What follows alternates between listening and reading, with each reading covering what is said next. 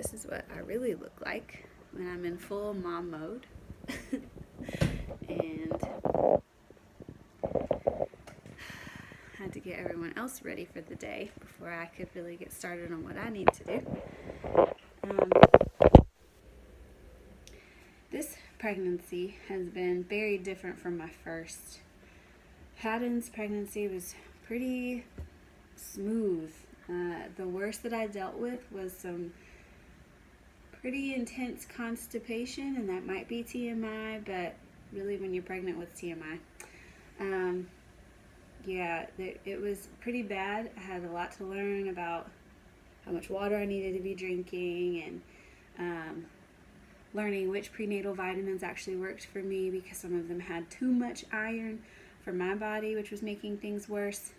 And then a very dear friend of mine blessed me with some natural calm, which saved my body, my life, my mind, everything. It was great. After that natural calm came into my life, things changed for the better. But with Shiloh, I haven't really experienced that. This pregnancy started off with some severe indigestion, and I'd never had indigestion before, so I didn't even know what that felt like. I just knew that about 5 or 6 weeks in to this pregnancy, every time I ate, my stomach hurt. It got worse when I would lay down to go to bed, and I woke up every morning with a burning sensation in my throat and my chest. I was also extremely tired. I think part of that was first trimester fatigue, and then I already had a very, very active toddler here in the world. And I hadn't experienced that the first time I had been pregnant. I could just rest as much as I wanted to. And so that the first trimester was really rough.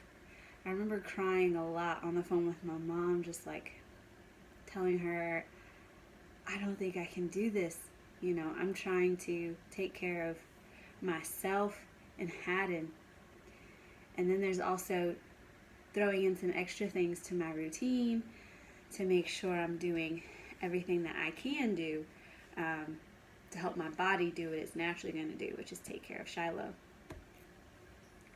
I really didn't think I was going to make it. I thought like somehow this baby's going to keep growing, but I'm going to be taken out of this world, because I couldn't eat much, so I was always hungry because everything made my stomach hurt or my throat burn. And with Haddon, I had nausea a good bit. And the same thing with this pregnancy, but with Haddon, I was able to combat my nausea by eating oranges. That also helped with the constipation. Also drinking some water with a little bit of lemon. Really citrusy fruits really helped with my nausea. Little did I know, those were triggering my indigestion this time. And eventually I figured out that it was indigestion after just looking up some of my symptoms and talking to Christine about what I was experiencing and how uncomfortable I was. Figured out that's what it was. Indigestion can get really bad, really uncomfortable. And you don't have to be really old, just pregnant to experience that in its full glory. So after learning that I had indigestion, I got to learn some measures to take to make myself more comfortable. Christine hipped me to papaya nectar, which helped. It was a little hard to take down. It's a little food aversion I developed pretty quickly, but it helped.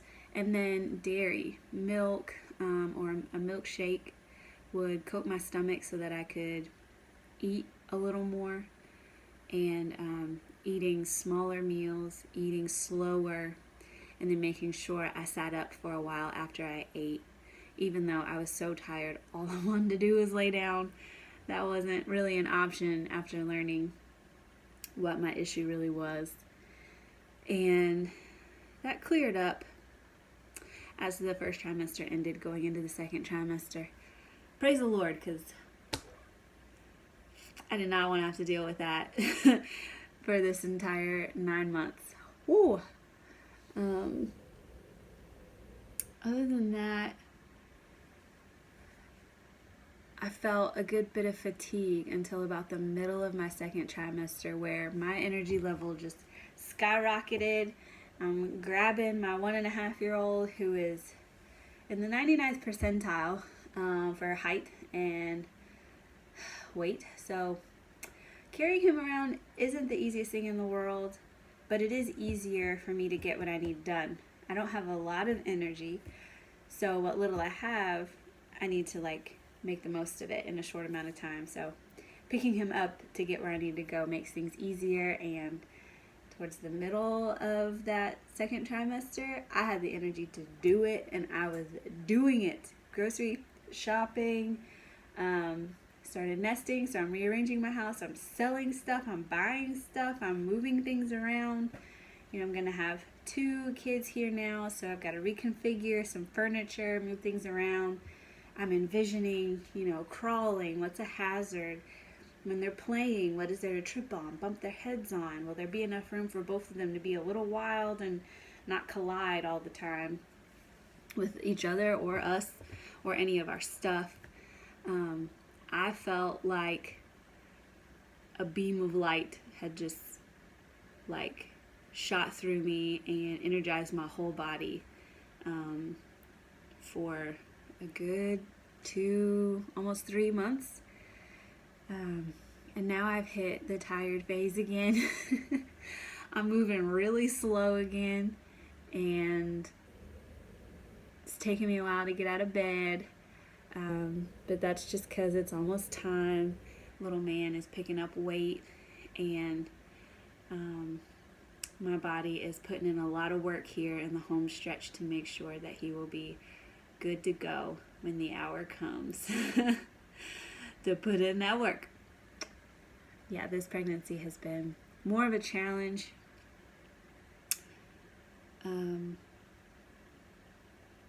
It has definitely opened my eyes to the wisdom of not comparing pregnancies or assuming they're going to be alike just because the gender is the same or they started off the same or anything like that.